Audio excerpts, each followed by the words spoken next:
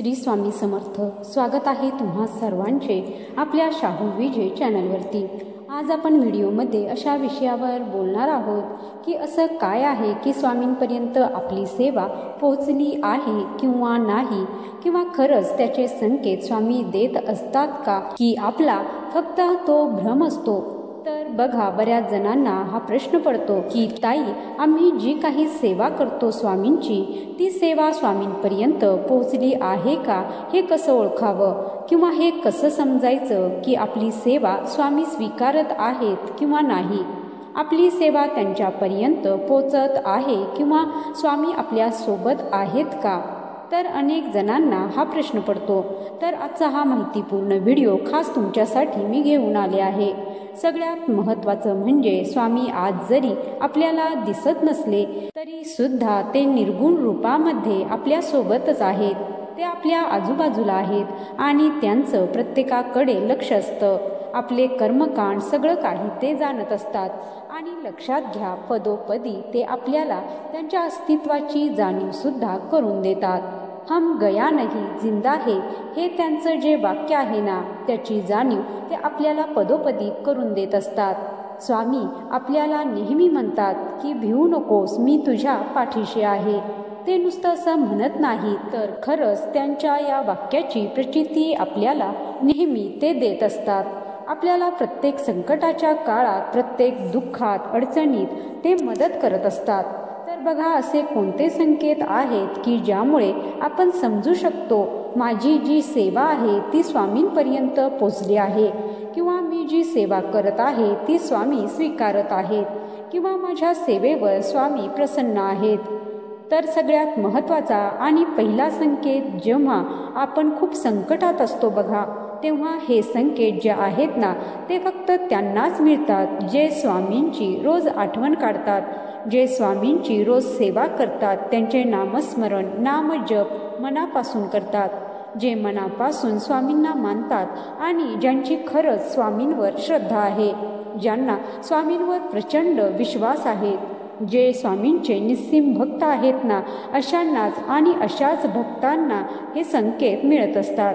आणि त्यांना हा अनुभव येतो जेव्हा आपण संकटात असतो, कुठल्याही प्रॉब्लेममध्ये आपण अडकलेलो असतो आणि आपल्याला समजत नाही की मी यातून कसा बाहेर पडेल, किंवा मी या संकटातून, या प्रॉब्लेममधून कसा बाहेर पडणार. आणि तेव्हा सगळ्यात आधी आपल्या सगळ्यांना स्वामी बघतात. सगळ्यात आधी कोण आठवतं, तर ते म्हणजे आपले स्वामी.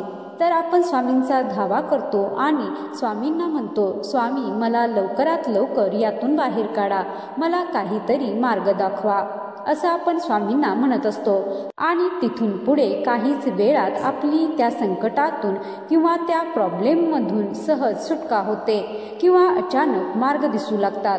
कोणीतरी व्यक्ती येऊन आपली मदत करतो, किंवा कुठे ना कुठे आपल्याला काहीतरी मदत मिळते, जेणेकरून आपण त्या संकटातून, त्या प्रॉब्लेममधून सहज बाहेर पडू शकतो. म्हणजेच की ते स्वामीच असतात जे त्या व्यक्तींना आपल्या सोबत पाठवत असतात, किंवा स्वामीच आपली काही ना काही, कुठून ना कुठून मदत करतात. ते स्वामीच असतात त्या संकटातून आपल्याला ते बाहेर काढत असतात, आणि कुठल्या ना कुठल्या व्यक्तीच्या मार्फत ते आपल्याला मदत करून जातात. बघा, हा सगळ्यात मोठा संकेत आणि खूप जणांना हा अनुभव येतो. कुठलाही स्वामी भक्त तुम्ही बघा, तुम्ही खरंच स्वामींची मनापासून सेवा करताना त्यांच्यावर विश्वास आहे ना, तुम्ही अनुभवून बघा. जेव्हा तुम्ही खूप संकटात आहात, तुम्हाला काही सुचत नाही की मी आता काय करू, तेव्हा फक्त तुम्ही स्वामींचा धावा करा, स्वामींचं तुम्ही नामस्मरण करा आणि स्वामींना म्हणा की मी आता यातून बाहेर कसा निघू. आणि तुम्ही स्वतः अनुभव घ्याल की तिथून पुढच्या काहीच वेळात किंवा काही काळामध्ये तुम्ही या संकटातून, त्या प्रॉब्लेममधून बाहेर पडलेले असाल, कारण स्वामीच त्यावेळेस आपली मदत करत असतात. त्यानंतर बघा, जेव्हा आपण कुठे बाहेर गेलो असू, किंवा आता एक साधं मी तुम्हाला उदाहरण सांगते. जर आपण एखाद्या विशिष्ट ठिकाणी गेलेलो असू, किंवा आपण एखाद्या विशिष्ट ठिकाणी थांबलो आहोत आणि आपल्याला रिक्षा मिळत नाही किंवा टॅक्सी मिळत नाही. आणि हा अनुभव सुद्धा बऱ्याच जणांना आलेला आहे. बऱ्याच स्वामी भक्तांना हा अनुभव आला आहे. आपण स्वामींना प्रार्थना करतो की स्वामी, मला रिक्षा मिळत नाहीये, मला लवकरात लवकर या ठिकाणी पोहोचायचं आहे, मला काही अर्जंट काम आहे. असं जेव्हा आपण स्वामींना प्रार्थना करतो, तिथून पुढे काहीच वेळात एखादी रिक्षा किंवा टॅक्सी येते. आणि ती अशा रीतीने येते ना की ती फक्त आणि फक्त आपल्याचसाठी येत असते. आपल्याला भासतं तेव्हा समजून जा की खरंच स्वामींनी आपली मदत केलेली आहे. आणि बघा, त्या रिक्षावर किंवा त्या टॅक्सीवर स्वामींच्या काही ना काही प्रतिमा देखील असतात किंवा फोटो आपल्याला दिसतो. किंवा जरी त्या टॅक्सीवर किंवा रिक्षावर स्वामींचा फोटो प्रतिमा दिसली नसेल, पण ती रिक्षा एवढा वेळ आपण रिक्षा मिळत नसताना पण अचानक आपण स्वामींना प्रार्थना केली, तिथून पुढच्या काही वेळातच आपल्याला रिक्षा मिळते किंवा टॅक्सी मिळते. आणि ती अशी मिळते जणू काही ती फक्त आणि फक्त आपल्यासाठीच आलेली आहे, अशा रीतीने ते आपल्याला भासते. त्यावेळी समजून जायचं की स्वामींनी आपल्याला मदत केलेली आहे. बघा, आपण स्वामींच्या जेव्हा सेवा करतो तेव्हा स्वामी आपली सेवा कधीच वाया जाऊ देत नाहीत. त्याचं फळ आपल्याला कुठे ना कुठे कधी ना कधी मिळतच असतं. आणि स्वामींना आपल्या प्रत्येक भक्ताची काळजी असते, प्रत्येक भक्ताची चिंता त्यांना असते. फक्त आपणच असतो की ते आपण आपल्या स्वार्थासाठी सेवा करत असतो, आपली इच्छा पूर्ण व्हावी म्हणून. पण स्वामींचं असं नाही. स्वामी आपल्याला निस्वार्थपणे फक्त देतच असतात, पण आपल्याला ते समजत नाही. आपण कधी कधी असं होऊन जातं ना की आपली इच्छा पूर्ण झाली नाही की आपण स्वामींना नावं ठेवतो, काही ना काही बोलून जातो. पण एकदा तुम्ही विचार करून बघा, स्वामींनी आपल्याला पदोपदी कशी साथ दिलेली आहे. प्रत्येक संकटातून, अडचणीतून, दुःखातून स्वामींनी आपल्याला कसं बाहेर काढलेलं आहे. हा विचार आपण केला ना तर खरंच आपला स्वामींवरचा जो विश्वास आहे तो अजून वाढायला मदत होते. त्यानंतर बघा, जेव्हा तुम्ही स्वामींची सेवा करायला बसलेले आहात आणि एखादी विशिष्ट सेवा तुमची स्वामींची चालू आहे, जसं की तुम्ही तारक मंत्र म्हणत असाल किंवा स्वामी चरित्र सारामृत या ग्रंथाचे पठण करत असाल किंवा तुम्ही स्वामी समर्थ अष्टकम म्हणत असाल किंवा तुम्ही कुठलीही सेवा करत असाल, तेव्हा तुम्हाला हा अनुभव आला असेल.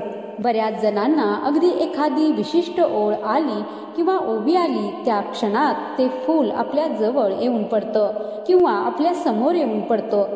तो एक स्वामींनी आपल्याला दिलेला आशीर्वाद देखील असतो की तुझी काही सेवा करत आहे ती माझ्यापर्यंत पोहोचत आहे, तुझी सेवा मी स्वीकारत आहे आणि तुला तुझ्या सेवेचं फळ सुद्धा मिळणार आहे.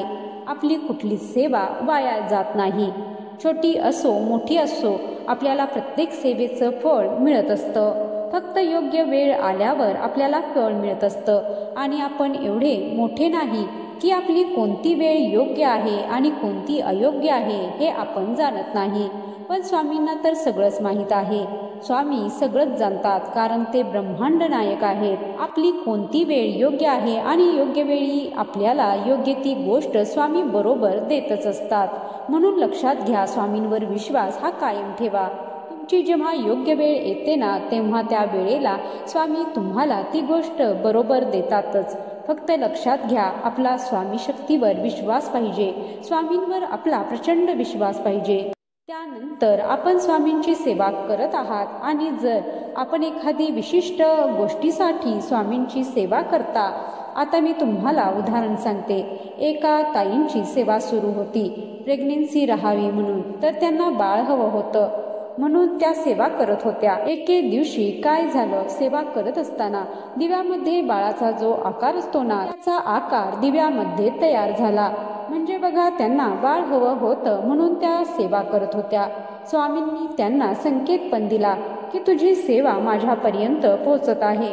आणि त्या संकेतावरून त्या समजल्या की माझी सेवा जी आहे ती स्वामी स्वीकारत आहेत आणि माझ्या सेवेचं फळ सुद्धा लवकरच मिळणार आहे. म्हणजे असे काही संकेत आपल्याला मिळतात की त्यावरून आपण समजून जायचं की स्वामी आपल्या बरोबर आहेत आणि आपली सेवा स्वीकारत आहेत. आणि असा कोणताही व्यक्ती नाही की तो स्वामींची सेवा मनापासून करतो आणि स्वामींनी त्याला कुठलाही अनुभव दिला नाही किंवा त्याच्या कुठल्याही सेवेला फळ मिळालं नाही, तसेच कोणतीही इच्छा पूर्ण झाली नाही असा कुठलाच भक्त नाहीये जो खरंच स्वामींची मनापासून सेवा करतो, पूर्ण श्रद्धेने करतो आणि ज्याला स्वामींवर प्रचंड विश्वास आहे, ज्याचं कर्म चांगलं आहे. स्वामी त्याला 100% पदोपदी साथ देत असतात. 100% ते त्याच्या बरोबर असतात. त्याच्या इच्छा, आकांक्षा, अपेक्षापेक्षा नक्कीच स्वामी जास्त पूर्ण करत असतात. त्यानंतर बघा, जेव्हा आपली द्विधा मनस्थिती असते तेव्हा आपल्याला समजत नाही की मी कोणती गोष्ट करू, ही करू का ती करू.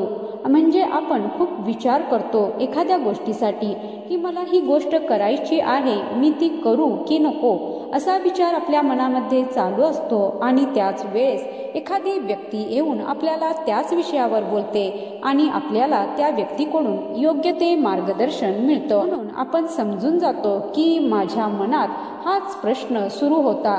त्या व्यक्तीने येऊन तुम्हाला योग्य ते मार्गदर्शन केलं तेव्हा स्वामी त्या व्यक्तीच्या रूपात येऊन तुम्हाला मार्गदर्शन करत असतात.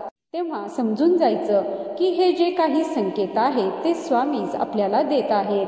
स्वामीच आपल्याला सांगत आहेत की आपण काय करावं आणि काय नाही. सगळ्यात महत्त्वाची गोष्ट म्हणजे बघा, जेव्हा आपली द्विधा मनस्थिती असते, आपल्याला समजत नाही की एखादी गोष्ट करावी की नाही, त्यावेळी तुम्ही नक्कीच स्वामींचा कौल लावावा. याबाबतचा जो व्हिडिओ आहे त्याची लिंक मी डिस्क्रिप्शन बॉक्समध्ये देईन, तुम्हीही तो व्हिडिओ नक्की बघा. स्वामींना कौल लावतो तेव्हा आपल्याला योग्य ते उत्तर स्वामी देतातच. बघा, स्वामी हे ब्रह्मांड नायक आहेत. आपलं वर्तमान काळ, भूतकाळ आणि भविष्यकाळ ते सगळं जाणतात आणि त्यांना माहीत आहे की आपल्यासाठी काय योग्य आहे.